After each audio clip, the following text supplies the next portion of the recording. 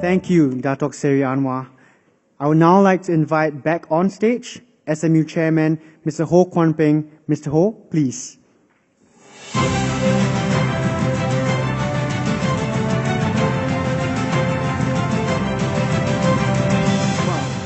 Ladies and gentlemen, we are now opening the question and answer session.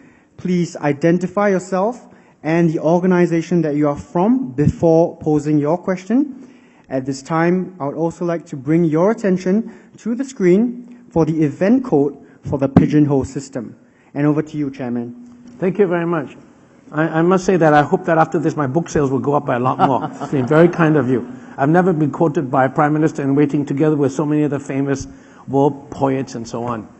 In fact, I was going to say that one of the questions we had posed you earlier at the Singapore Summit was, what did you do to while away your time in prison for all these years? I think we can see now no other politician could quote from so many other writers, poets, thinkers, and I noticed even some of the poets that you quoted were actually from memory, not from your script. So that's certainly what imprisonment has done to Dr. Anwar. I must say, I was detained, as we were saying, for a shorter period of time. So I never had time to learn all these quotes and so on. But I did very well in my university exams that year because I had nothing to do but just read. So I suppose Dr. Anwar and myself would recommend detention for those who want to be learned people. The first question I wanted to ask you, sir, was one which takes a bit off from when you were with us last week. And you were very kind to say to that audience there that the first thing you would do when you became Prime Minister would be to actually visit Singapore. We were very grateful for that. You also remember that in a private session we were chatting with ASM Go about the history of Singapore-Malaysia relations and how they've been fought by tensions. And we discussed about LKY and Mahathir. And we asked you your view, and you answered it in one word. You said, Mahathir. Do you remember that? That was supposed to say it all. What I'm going to be asking you is that we don't want to, in the future, if Singapore-Malaysia relations get a little bit tense, we don't want in Singapore to say, Anwar. So what I wanted to ask you is, given the history of Singapore-Malaysia relations and your very long involvement in that in your entire period of leadership as a minister and even before that, given that we are really so close and yet have tensions, I wanted to ask you, in your mind, what do you think would be the key problematic areas between Singapore and Malaysia that have irked us on both sides for all these years?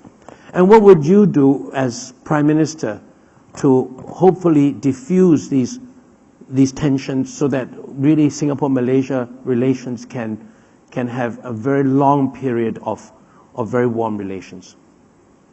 Thank you. Lesson number 1. Never quote an author who's present. Then you tend to hear long questions. Okay. Reference to reading is interesting. I don't really read because when I was in prison, when I was in school, I watched this great movie by this two renowned actor and actresses, Warren Beatty and Natalie Wood, Splendor in the Grass. The staff would know that, students wouldn't know. And then I watched Natalie Wood, which is my great hero in those days, reading from Wordsworth. Then, what though the radiance which was once so bright be forever taken from my sight? The glory that was once in the flower, the splendor in the grass. It's a love poem. You know that, so, don't take me too seriously this thing. I do relax and enjoy. And I was having a dialogue with the young students last week in Kuala Lumpur. They asked me about my favorite song. I can't tell them about Nat King Cole or Elvis Presley or the Beatles. So I said, Adele, All I Ask. Do you know? No.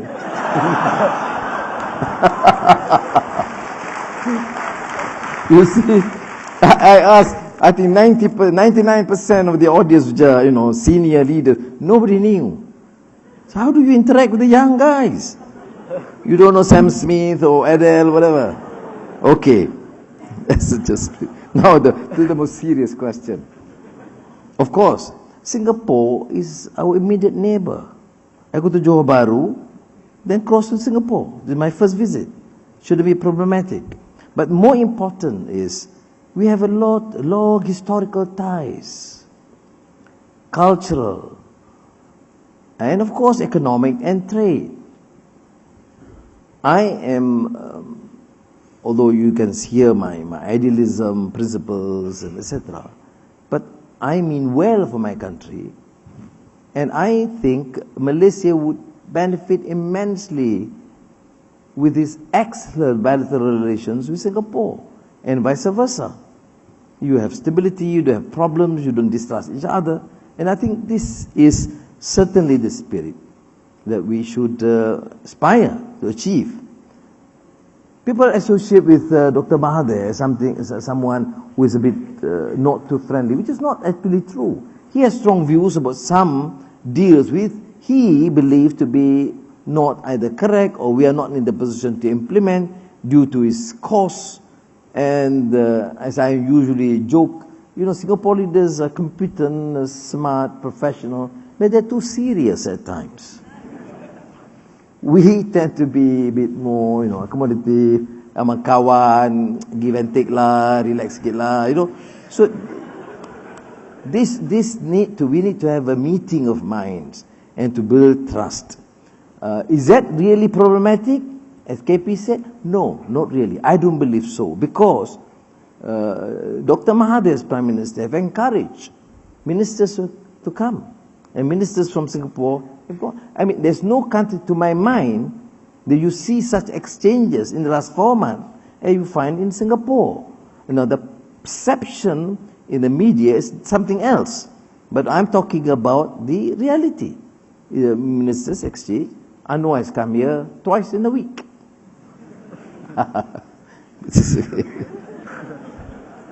So, whether issues of yes, KP, I mean, water.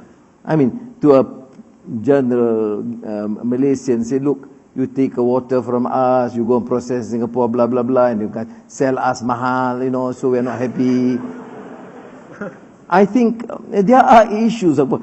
I'm not making it simple. Neither am I critical. I'm just saying this general sentiments. But Singapore said we are doing a service. We are doing a service, and we are not making exorbitant profits because due to this. So I think to me it is not a problem that should cause tensions between two states. But there are issues that must be resolved as friends and as good neighbors in the interest of both nations. Arigato gozaimasu. Here I am trying to be like hard talk, trying to put you under pressure and so on, and I think we can certainly recognize that you're a consummate politician in being able to get around it. Last time the same question was asked by you at the Singapore Summit, and Dr. Anwar gave the same reply. And I took the initiative as a Singaporean to say that next time all our ministers will promise that they can sing karaoke and they can also take it easy. I think what I'm going to have to do now, since you said let's have a good time, I have so many questions here before I open it to the floor, which are very serious questions. The one that I would like to ask you now, though, is the one that it's this one. Very difficult question. Chicken rice belongs to Malaysia or Singapore? 70 votes. So quick on that one. Very political, you're going to upset a lot of people on both sides. It's not a political answer. I'm giving an objective answer. Rice from Malaysia, no question. Chicken, both from Malaysia and Singapore. Very good. Let me now leave it to the students to ask the more serious questions. Ladies and gentlemen, there are 2 mics on both sides. Please just come up if you'd like to ask a question. All I'd like to do is just ask you to state your name so that and anything you would like us to know about you. Try to make ask a question and not a very long commentary. Could I have this side, please? Hi, good afternoon, Datuk Seri Anwar. I'm Wei Ching from SMU. I would like to ask you, what keeps you motivated to serve the nation despite the many personal tribulations that you have faced? Thank you. Well, I believe in the cause.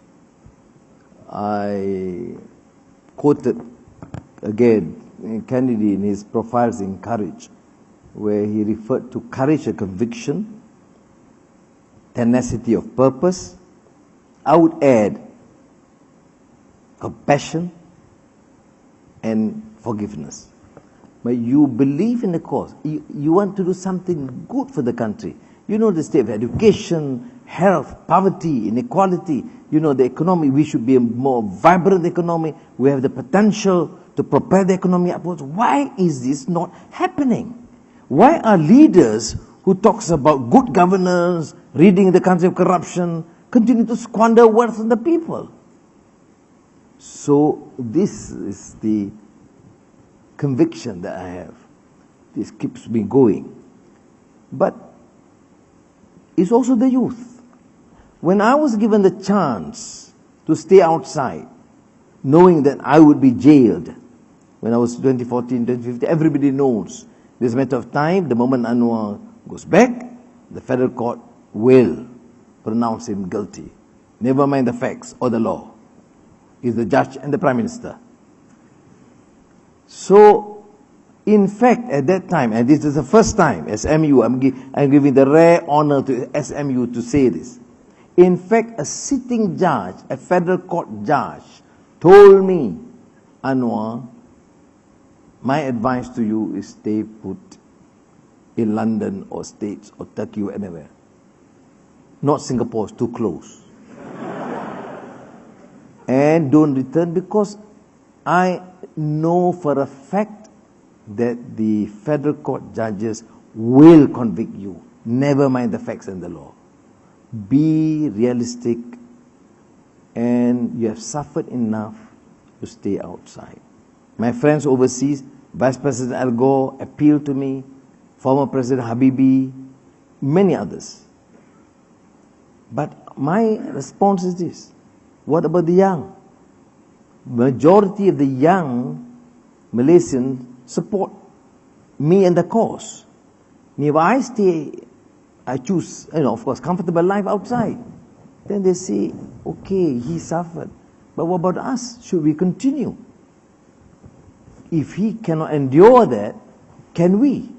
So it is because of my trust in the spirit of the young people, young Malaysians, that finally compel me to return. And return to Malaysia, back to jail for 3.5 years. And the older you become, the more difficult it is. Jail in Malaysia is solitary confinement. It's a lock-up cell. You don't meet people. You have mosquitoes and cockroaches, but not people. And that's the whole day, the whole day's program. Of course, then, your friends happens to be books. I am fortunate that friends all over the world keep on sending books. I met BGU, Mr. George Yeo, who actually sent the book he autographed when I was in prison. And I said, thank you, because I was able to finish the book. If he sends me now, I'll take some months to complete it. Thank you. Thank you. Thank you. Please. Good afternoon, Datuk Seri Anwar. I'm Aaron, a Year 3 student from SMU. Some time ago, you were a university student like us, and also a passionate student activist. I would like to ask what advice you would have for students who wish to champion alternative views, but who are afraid of crossing boundaries of what is deemed acceptable for public discussion. Thank you. You see, when you start to believe something, you cannot be inhibited by the so-called boundaries. Of course, you don't go kill people, of course, I'm not suggesting that. But expressing your views. You must have the courage to express your views in a forum, in an open forum. And of course, then if the Vice Chancellor decides to call you, say, hey, slow down, young man, you slow down a bit for a while. You must be smart. But otherwise, you tell him this is university. University is center of learning. And you are taught to love, is a love for scholarship. Not scholarship money, I mean scholarship in terms of scholarly pursuit in life. And no sage, no statesman, no educationist would suggest that no, we should control the environment, we should not allow for creative thinking. What is creative thinking? Creative thinking means the space must be given. Look at most of the developing countries, which is under authoritarian or dictatorial rule. Look at the end result of these universities.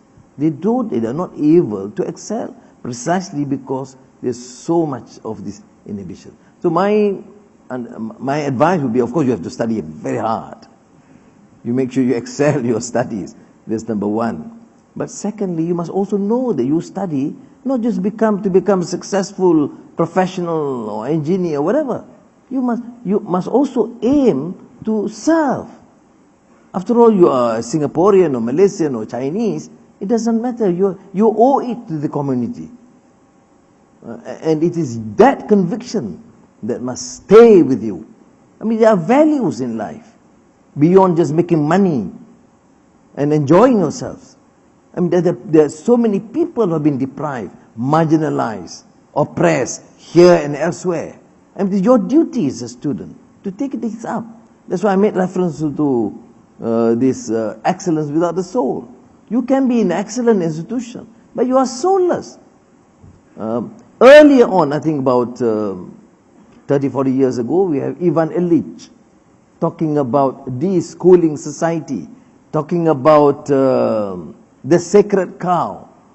You actually train people not to think and reflect, but just to understand, have adequate knowledge to succeed. But they're like a sacred cow. They don't think beyond their immediate interest. It doesn't matter whether there's gross injustice happening with the abject poverty in their backyard. It does not concern them. There is a failure of education. So please proceed, read, reflect, understand, and engage.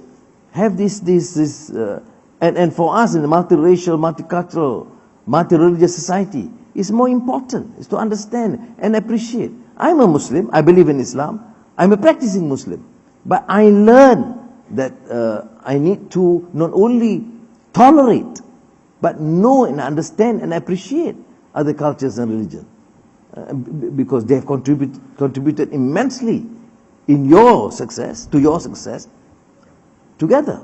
There is no, therefore, I mean, to conclude, I would say this, that you must have that drive. Students must acquire knowledge, yes. Must excel in their studies, yes. But must also be able to understand that they must disseminate truth. They must have values. It is imbibing character, which the world tends to lack. Herman Kahn in the 70s wrote about politicians and political leaders becoming uncharismatic, low moral profession because people don't trust what they say. They will preach anti-corruption drive and they squander at the same time. So it is important, therefore, to inculcate values and ethical principles. It's like macam kuliah agama pula. Thank you. On the issue, I was going to ask you to ask your questions, but since you talked about youth and so on, there's an interesting question here, and that is, what is your? We all know that there's discussion in Malaysia today about lowering the voting age from 21 to 18, and the question here is, what do you think of that, and why would you want to propose that? Lowering voting age predicated upon a free media. Encouraging students to be free to reflect and interact. Why 18? Well, we can say why not 17, why not 19? But from 21, I think students who are 18 years old now can ask. I mean, I've gone to schools and talked to university students who are 18. They are sometimes smarter than those in the 50s. But more important, they're more idealistic, they're more principled. They hate corruption. If they're not careful, they'll be corrupt later, but it doesn't matter. I'm talking about at least at that age. So it is our duty to encourage them to stay put. But certainly I have more trust in the aptitude, capacity of the young to reflect. And it is therefore important to me that these nations, because with this exposure, access to knowledge and information, and education opportunities, they must be given the opportunity. I am very much for the lowering of the voting age. Thank you. Please. Okay, hi, Salam Sejahtera, Dato Sri Anwar. I'm Derivan Jie from Anglo-Chinese Junior College, and I'm a Malaysian as well. So I have two questions for you, sir.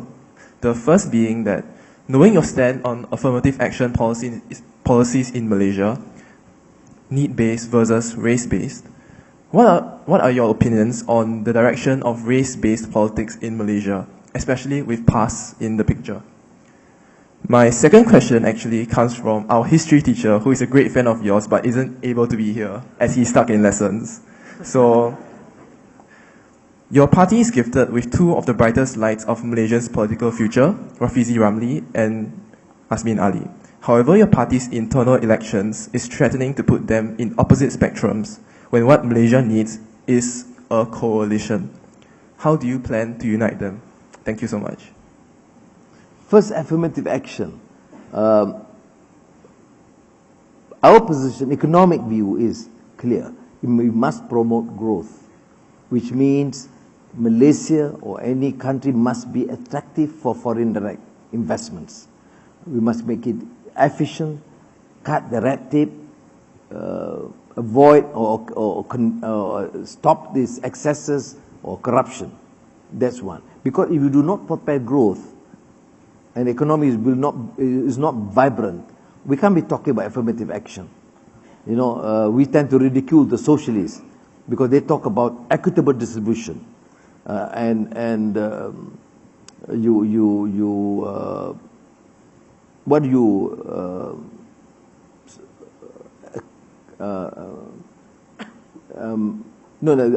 the socialists claim that they will promote equity to spread the wealth of the country. My point is, you don't grow, what do you spread? You spread poverty. You want to spread wealth, which means you have to balance between economic achievements, more investments, but then the failure of capitalism is being attacked now, not only by Piketty on inequality, earlier on by Stiglitz, earlier on by Rawls, and before that by Galbraith. I mean, there are many political philosophers who talked about economic growth with equitable distribution of wealth. And this we term as affirmative action. Because look at Malaysia. The remote areas in Sarawak or in Kelantan, people are poor. Dilapidated buildings, poor roads. So you can't be talking about meritocracy alone, ignoring the majority who are marginalized, the minority who are either in the estate sector or the urban squatters. Malays, Bumiputras, Chinese or Indians. So that is why I'm suggesting that we must have that.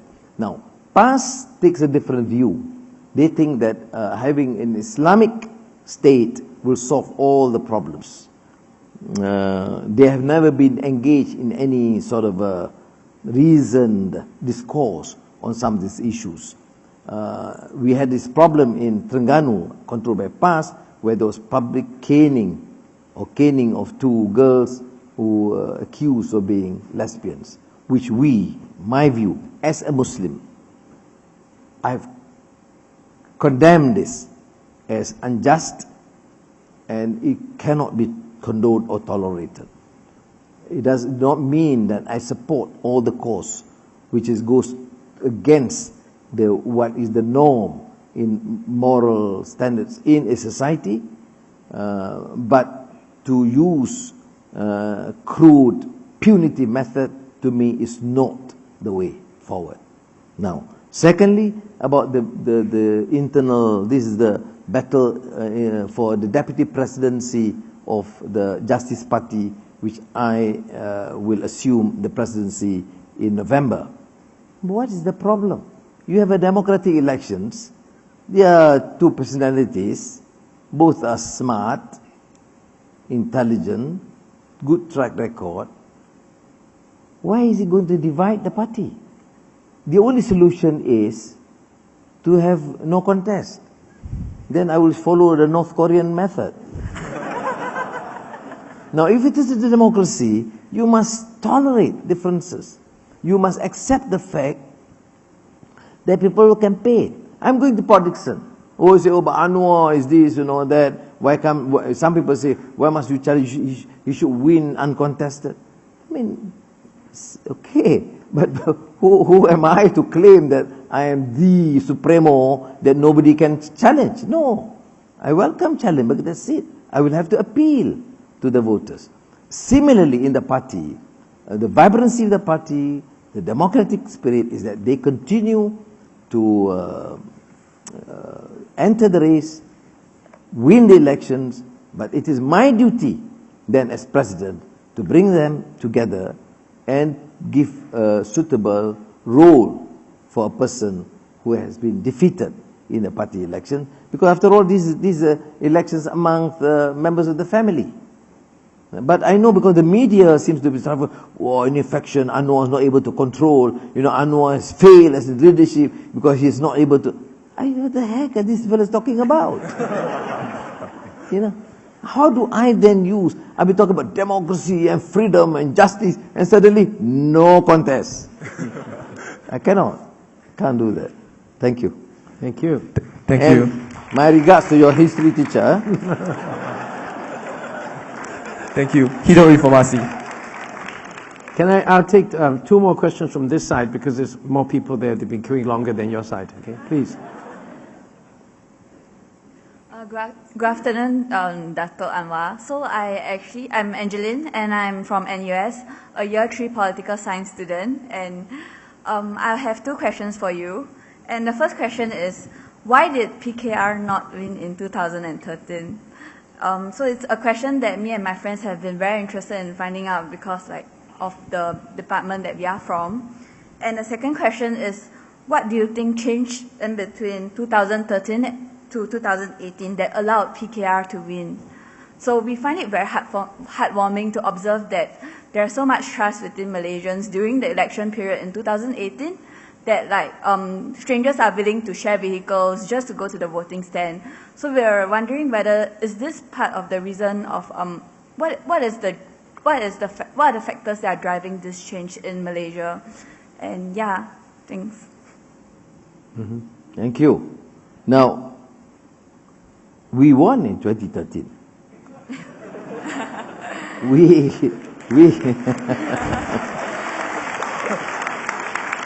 we garnered firstly 52% of the popular vote in elections without a free media, with independence of the election commission compromised. And I would say this, that had the elections been free and fair, I would have been Prime Minister in 2013. But anyway, when I said, okay, I have managed to read more books. After that, you see, I had 3.5 years, revised balik, baca balik, all the classics. And then,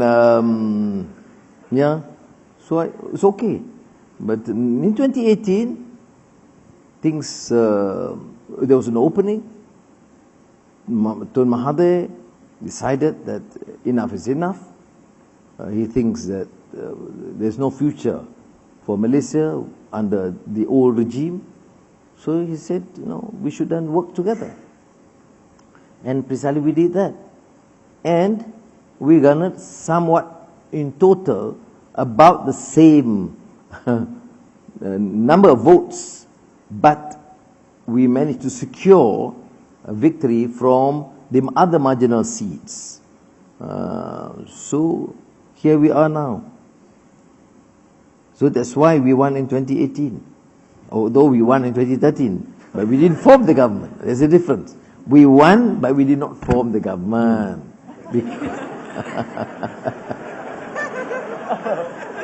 Okay, thank you. Thank you. This side, please. Good afternoon, Datuk Seri Anwar. My name is Jonathan. I'm a recent postgraduate from SMU. So I have two simple questions. The first question is, what is your personal mantra in life? And the second question is there anything or any issues that keep you up at night? Sorry, personal? Mantra. Oh. M-A-N-T-R-A. Second question? Is there any issues that keep you up at night?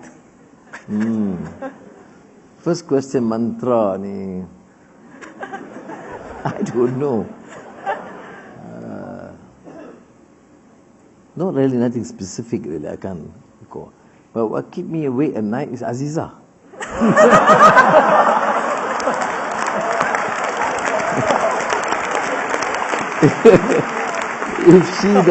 If she does not bother me, I'll be asleep. She wouldn't like that answer. Please don't tell her that.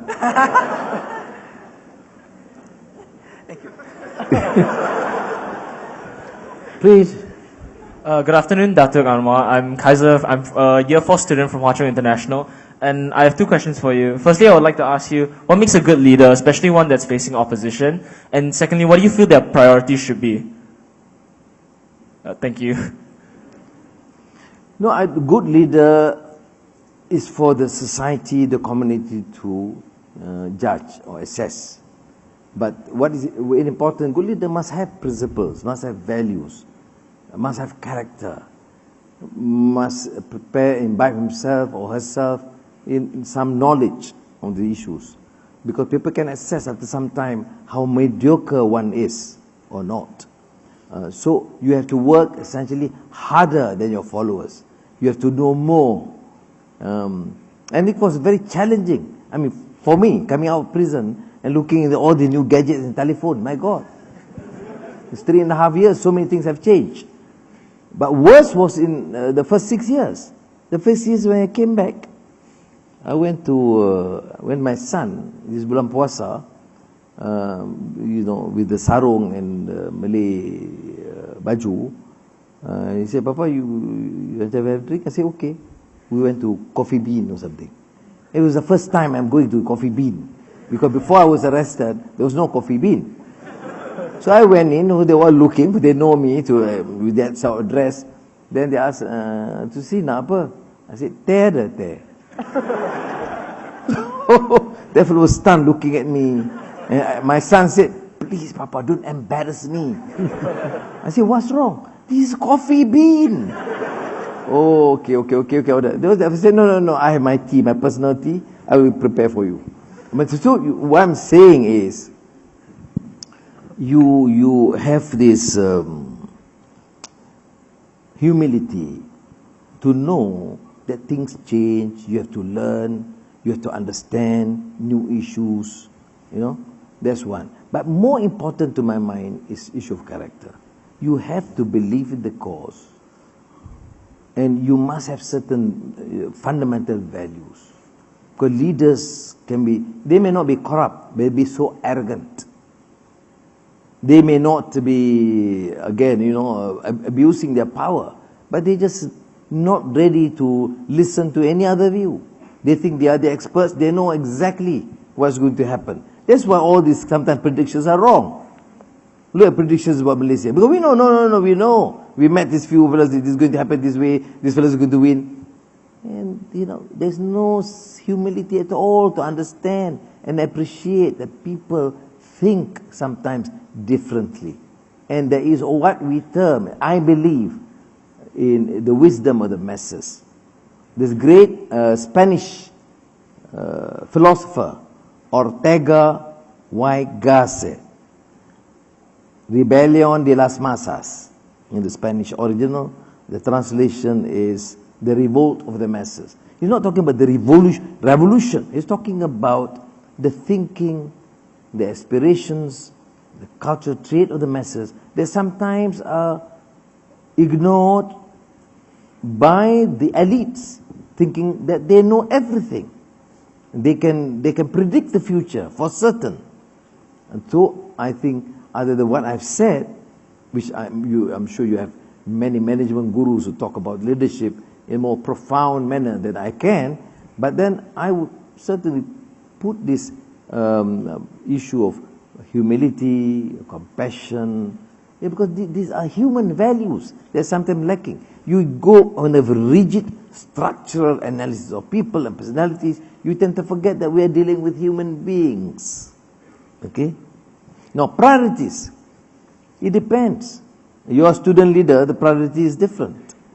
You're a government leader of a government, so you have to look at what are the priorities, what are the critical issues you have to deal with, and if you are in a civil society, in the same manner. So I can't generalize, but what is important is to understand, to listen, to have the humility, and to continue to have these core principles and values, which unfortunately is terribly lacking in leadership.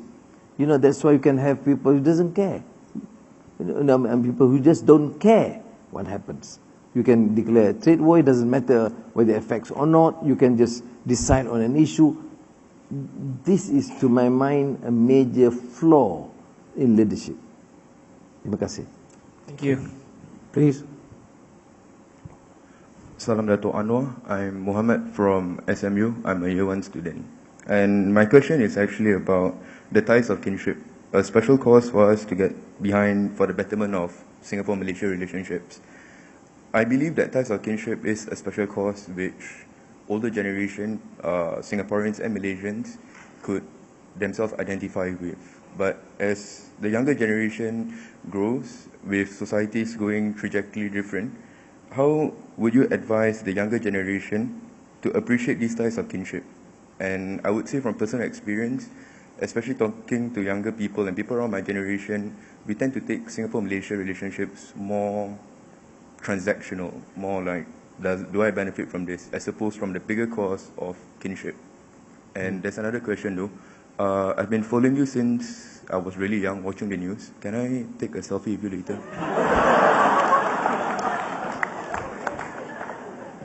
No, you're right. In Singapore-Malaysia relations, as I said, people can say problematic, you identify issues, but you are right. You know, finally, it has to be as people to people, civil society, students, the interaction. I grew up from my varsity days, because I have distant family members here, but we don't, of course, get to know them that well.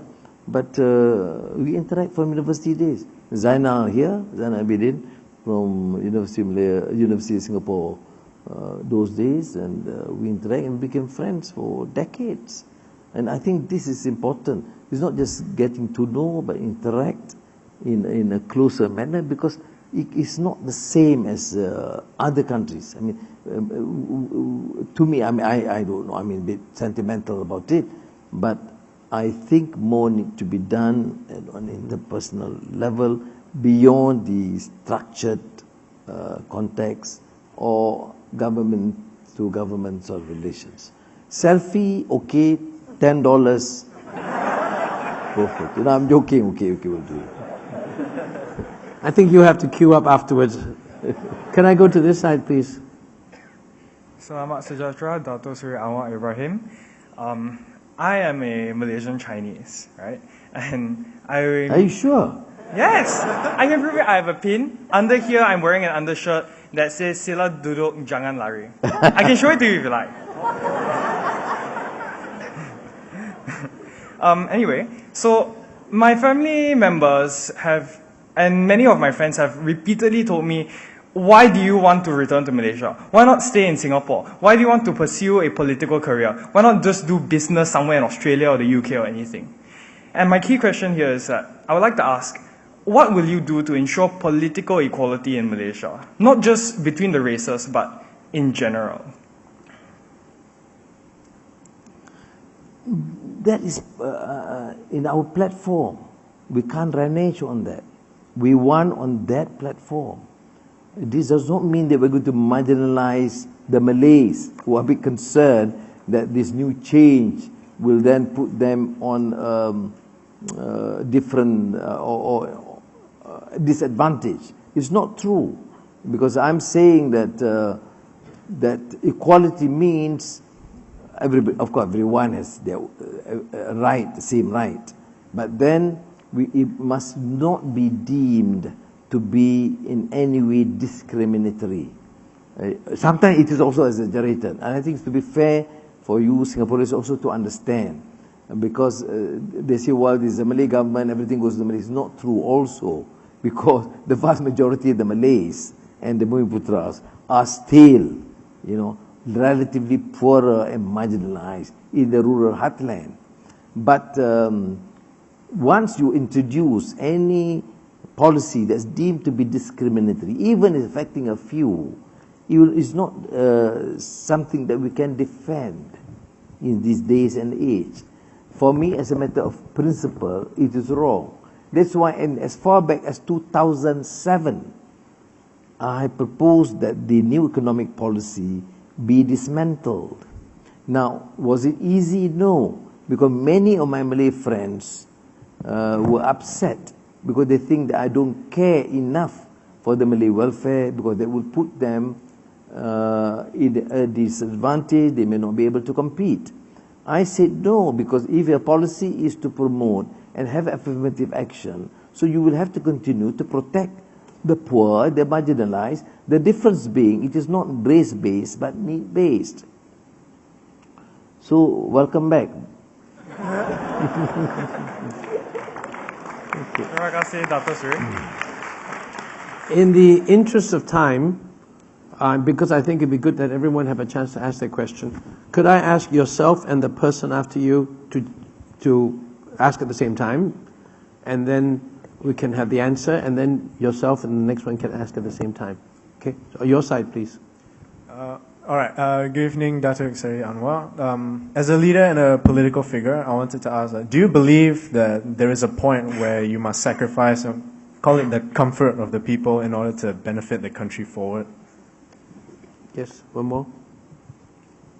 Hi, good afternoon, Datuk Anwar. I'm Ian from TJC, Temasek Junior College. I'd like to ask, in view of what's happened in Malaysia recently, and considering that the PAP has actually dominated Singapore's political scene almost since its birth, I'd like to ask, what will it take for political reform to happen in Singapore? And do you think Singapore is ready for political reform? Wow. Oh. I hope I don't get arrested. No, I can guarantee. You give me your name, I will speak to the authorities if we have problems. Okay. Well, it's getting more. Okay. Now, it's true. I mean, sacrifice. Of course, for a country to perform, everyone has to sacrifice. But the problem is that leaders will ask their followers and the people to sacrifice. Sugar price increase. Please sacrifice, take less sugar. Okay, it sounds okay. But people will ask, is the contract transparent? Was there competitive bidding? If all that's done, then fair. You can ask the sacrifice of the people. You see, in the period we were struggling for independence, people just sacrifice. I mean, as I said, I'm a student of history. I mean, amazing. People come in thousands, by the thousands, poor guys, helping out. And it must touch the passion, the feeling. Anyone who observes that. Let me share with you one experience. I was campaigning, 2008. I went personally to Port Dickson. I will tell you this. And then Going on stage, of course, normally I have 3-4 speeches one night, so 20 minutes, you rush.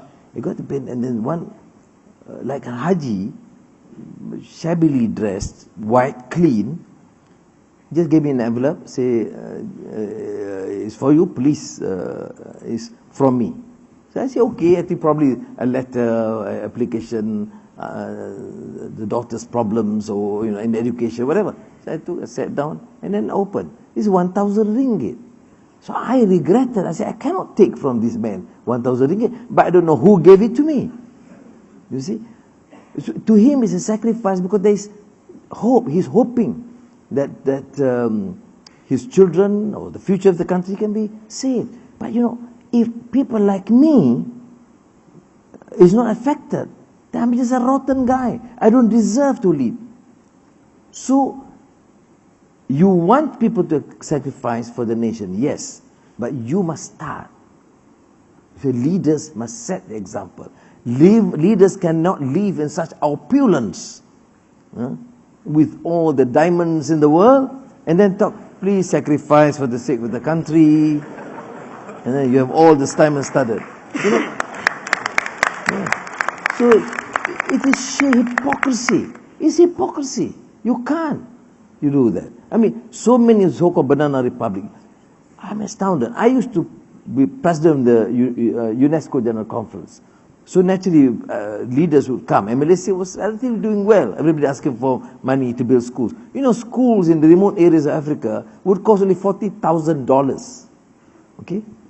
So you can say, we need 10 schools, if Malaysia can help. I'm, of course, sympathetic. But I saw this Rolex diamond watch and this expensive necklace. I said, why don't you go and sell your necklace and build a school? I didn't say that, you see. But I just thought to myself, that is hypocrisy. And you stay in a huge royal presidential suite in the corner. And why did I stay? I stayed in a flat hotel. Flat hotel, which is rather cheaper because I don't want the government to pay, because I was president of UNESCO. I had to stay there 1 month, 2 months in a row. You have to have such a feeling. You see, leaders, sometimes they forget.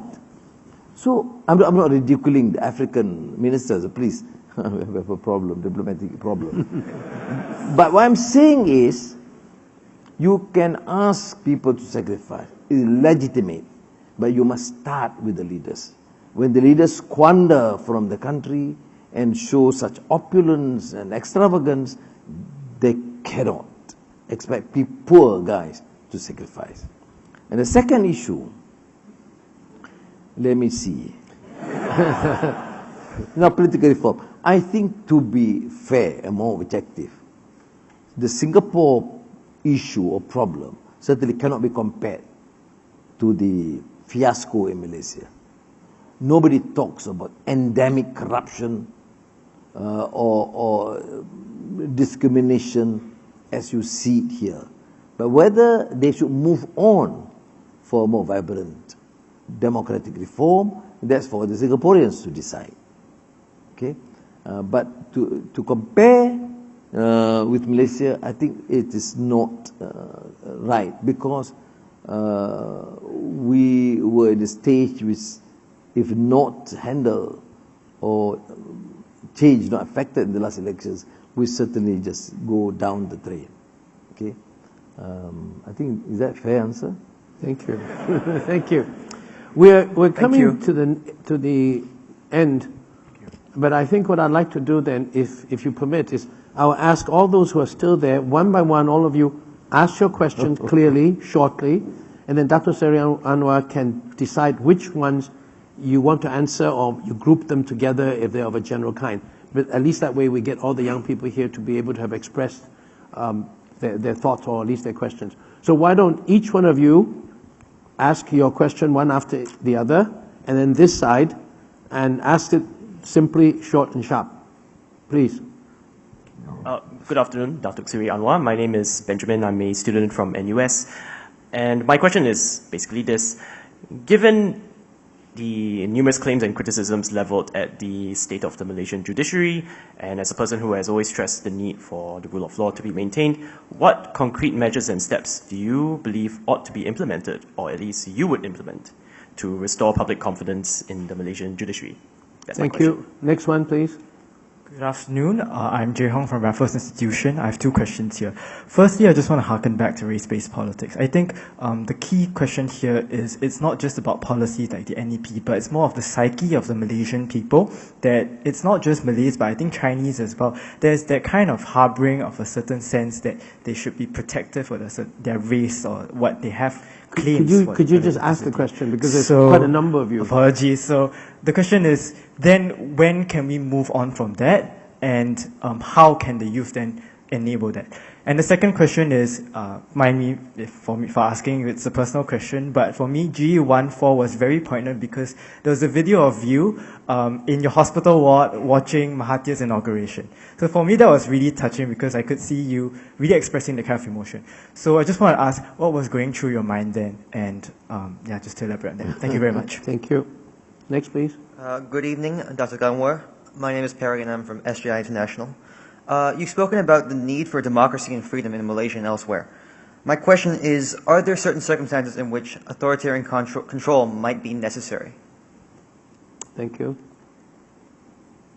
Good afternoon, Datuk Seri Anwar. You spoke of disagreeing with punitive measures and the importance of upholding human rights. I was just wondering what you intend to do about the problem of child rights in Kelantan, as well as whether, after you become Prime Minister, you intend to keep Lim Guan Eng as Finance Minister. Thank you. Very broad and extremely specific. Please. Good afternoon, Datuk Seri Anwar. I am Saran Raj from Pioneer Junior College. So you spoke much about compassion and liberal thinking. And based on your speech, I understand that the resistance to compassion and liberal thinking is insecurity and ignorance. And it's when people in power act on these insecurities that we see things like genocide, protectionism, and even political imprisonment. So how do we bring about a more liberal thinking and compassion to deter insecurity, not just in the youth, but also among the elites of today? Thank you. Thank you. Next one. Hi, good afternoon, Datuk Seri Anwar. I'm Gladys, a Year 4 SMU student. My question is, domestically, what is the top of your list of priorities when you're formally elected as Malaysia's Prime Minister? Thank you. Last one, please. Good evening, Datuk. My name is Dheeraj. I'm a final year student at the School of Law. I have two questions if I can ask them. The first question is, given the US's current measures against the Palestinian National Authority, what role do you think Singapore and Malaysia can play in the Israeli-Palestinian conflict, given Singapore's good ties with Israel and Malaysia's good ties with the Palestinian National Authority? My second question is, how would you respond to criticism that your manner of potentially being elected is through a by-election which has been intentionally triggered, given that this was also done in 2008 when Madam Aziza stepped down? Thank you. Okay, thank you. There's a whole lot of questions there. I guess you decide. There was one question actually I wanted to pull out here to ask you, but I won't add to the pain that you're going to have. The question here, really, and I kid you not, it says, what do you have for breakfast every day?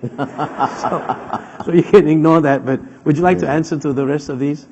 Dates and honey. Okay. Now, first question, and you as judiciary, it takes time. You see, judiciary, once it's compromised, you have a problem. You have to retrain, you have to make sure that the selection process is more transparent, more competent people, and with impeccable credentials, which is not easy to find if you do not have that tradition. So you have to have years before you could effect change. But for now, at least they know that the judiciary must be competent, must act independently, must not be corrupt. That is to me the first radical measure. Now, the race and the issue of psyche, yeah, you're right. It's not just a policy. It affects all races. When you talk to the Malays, they say, yeah, you talk about NEP, you could have to criticize. But you go to a Chinese company, they will never employ any Malays. Yeah, and then the Indians, so the same issue is going to be raised. So to my mind, to create this awareness is important. So you must have, I would have, envisioned a country where Malaysia, where like in our party, my president can be a Malay, my president can be an Indian, some Dayak, and then treasurer normally Chinese, we have more money. So you have actually this mixed sort of relations. So you have a party, you can't be talking about Malay alone or Chinese or Islam, because then it is a multiracial party. We debate it out. I mentioned to your foreign minister during lunch today about this, how we crafted the whole article while responding to the Hudud bill proposed by PAS. It's well crafted and is discussed by the Muslims and the non-Muslims alike in the party. I don't have time to explain that, but to me it's important based on the Indonesian experience. Sukarno actually agreed on this term Sharia because of the clamor and the demand at that time. Then the minorities, the Christians, the Hindus and the Buddhists then came up to Hatta, the vice president or vice president designate at that time, to say, look, you want independence, fair enough, but we will not join you, we'll go independent our way through some arrangement with the Dutch. Then Hatta said, why? Because we are scared, you guys may impose Islamic rule. But Hatta said, that's not the intention. They said, never mind the intention, but the mere fact that you place that in the constitution will scare us.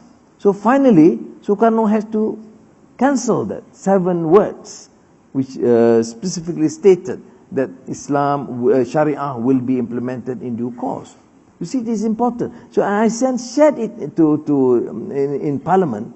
I actually crafted part of it from prison, and Azizah issued it after leaders added on and edited it, to say that if you impose forcibly, then we have Sarawak, majority non-Muslims, Penang, majority non-Muslims, they have an option. Do we want to save the country, or are we obsessed with some aspects of Islamic law? Then we discuss, is this what Islam wants? Is this the correct interpretation of Islam? We said no. So that's what I mean by this issue of psyche, which need to be discussed and deliberated at length and with trust. Now, watching TV the night, I was in prison, technically I was in hospital, and Mahathir swearing in. What did I feel? You want me to be honest or politically correct? Politically correct, of course, I rejoiced. Everybody was there, was so elated.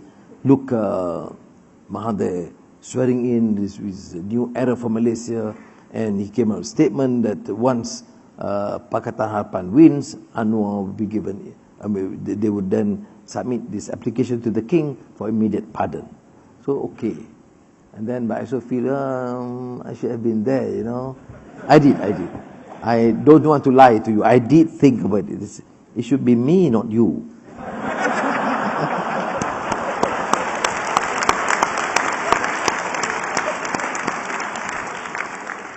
Now, freedom and democracy, whether given certain circumstances, you need an authoritarian leadership. It's not authoritarian leadership. For example, the Civil War. Abraham Lincoln declared writ of habeas corpus. They denied the writ of habeas corpus, which means you actually deny due process. But there was civil war. See? It is dangerous to use this because governments will only say, no, there's insecurity, other bombing somewhere, therefore, that is the danger. I don't believe that should be a basis, except under such circumstances. There was a major civil strife or whatever, a major terrorist attack, that you declare temporarily a state of emergency, which means some sort of, not dictatorial, but you suspend civil liberties. Kelantan child marriage, of course, we do not accept. This is a law that is in Kelantan. So Azizah in a very difficult predicament because the law is there.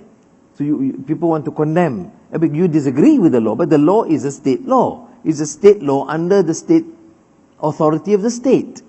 Do I agree? No. But what do? We have to do some other process. There's nothing we can do technically. They get angry. Then what are you in the government for? You can't do anything. I mean, the government is a federal government. There's a state legislation. So there must be a process. There's mounting criticism. There's mounting protests and through the media to try and change that. Whether I will keep Guan Eng as finance minister. Why do you ask, would I keep Aziza as deputy prime minister? You see? You don't care about what happens to Aziza. But I have said that the day I assume office as prime minister, Aziza will of course resign, will quit and will not serve in the government. It's enough for her to be the very, what do you do? I don't use the first lady, you know. Wife of the prime minister. With enough responsibility, you know. She doesn't want to be a first lady. Thank God. So, first, make me a prime minister first, lah. You eat that, so you settle one at a time, okay? Now, you say that people don't have compassion because there is no security. Yeah, partly maybe. No security, why? Because you are corrupt, you are arrogant, you are cruel. Because you're not corrupt, you're not arrogant, you're not cruel. Why can't you have compassion? You are a human being. So, if a person is insecure, then he should not be given the support to lead in any society, company, or even country. You are just insecure. How can you control? How can you lead?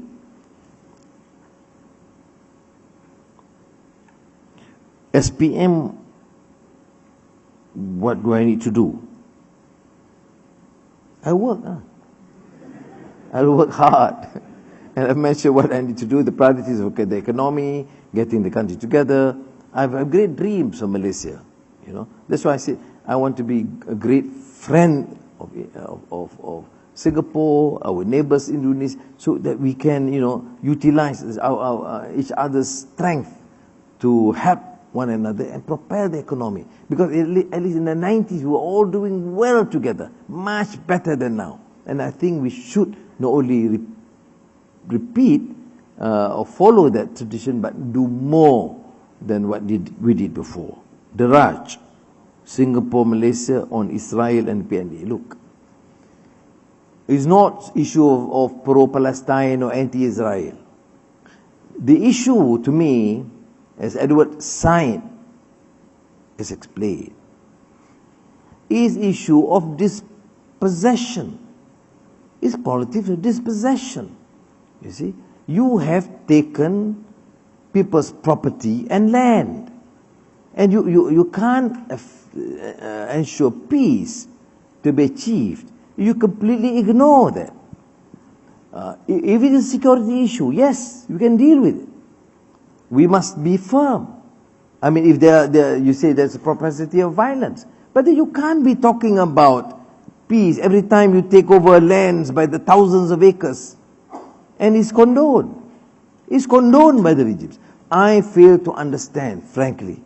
I'm not taking an extreme view to the extent that I refuse to have any deals with the Jews. I had got into lots of trouble when I said I agree that the security of the state of Israel need to be also protected. For that, I was abused in every single village by UMNO, saying that I am pro-Jew. See? But having said that, I said, then how do you then consider the plight, the inhuman treatment of this biggest open prison or ghetto in the world is tolerated? Don't we have any sense of feelings because they happen to be Arabs or Palestinians? No, I think there must be some sense in our political leadership. They can choose to support whoever they want to, but they cannot condone, allow this sort of oppression to take place. That is my view, although I realize this is a very complex issue. And people are, how do a normal Muslim believe that the international system or order or the United States to be fair? They understand that America is pro-Israel, okay, fair. Trade with Israel, fair. Give 10 billion to Israel and 100 million to Palestine, even then with 101 conditions, okay, fair. But to allow people to just continue to steal their land and plunder, this is completely inhuman and unacceptable to my mind. This is my position on this very contentious issue. You ask me what is the solution, I would concede there is not an easy solution.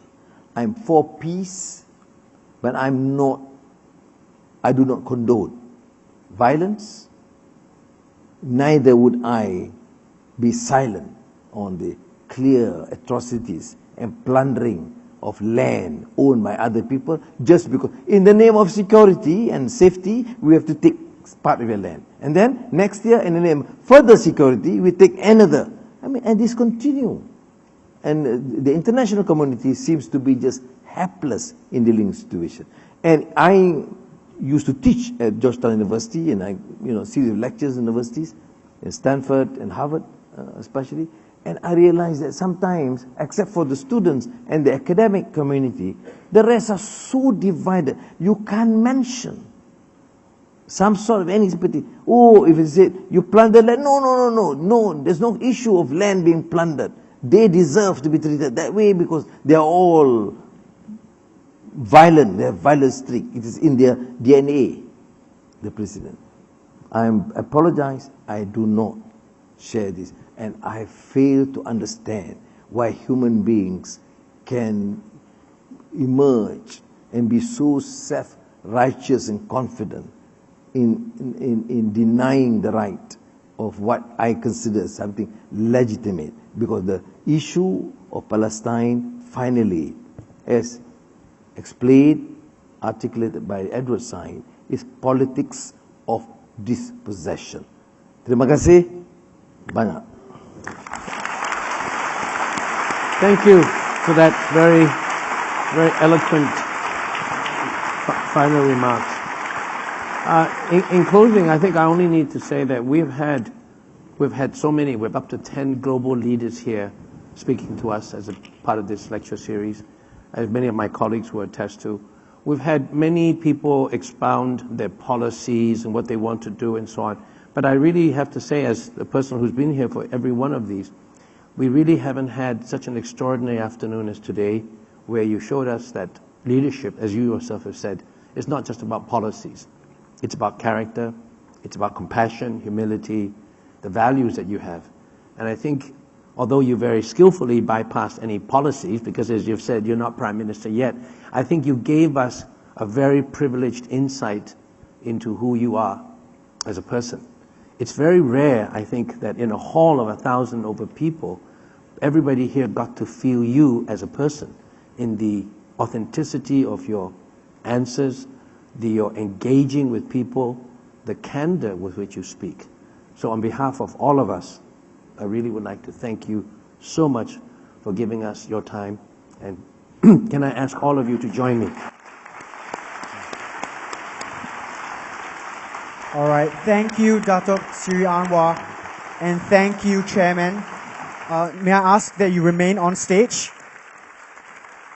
For our earlier friend, thank you for requesting for a selfie, but you have unknowingly caused an exponential spike in demand for selfies. So instead of selfies, we will do a Wi-Fi this time, all right? So I'll need you guys to stand over here, Datuk Anwar on my right, and Chairman on my left. And I need all of the audience members to stand and try and get in the picture if you can, all right? We will be doing a Wi-Fi, which the camera is going to be this direction, and we're going to try to get everyone in the photo. So guys, stand up and try to squeeze as much as possible. We will try our best to fit everyone in the photo, okay? All right. And we will have two photographers, so we will be taking 2 photos, okay? So when you guys are ready, I want you guys, we have talked a lot about Singapore and Malaysia, but we all share a love for chicken rice. So on my count of 3, I want all of us to say chicken rice instead of cheese, alright? Okay? Okay, we'll try one. Alright, 3, 2, 1, chicken rice. Okay, we have another one. Alright, in 3, 2, 1, chicken rice. Oh, we have more. Okay. One last one. All right. Okay. 3, 2, 1, chicken rice. Okay. We are definitely eating some chicken rice tonight. Thank you so much, Dr. Anwar, and thank you so much, Chairman.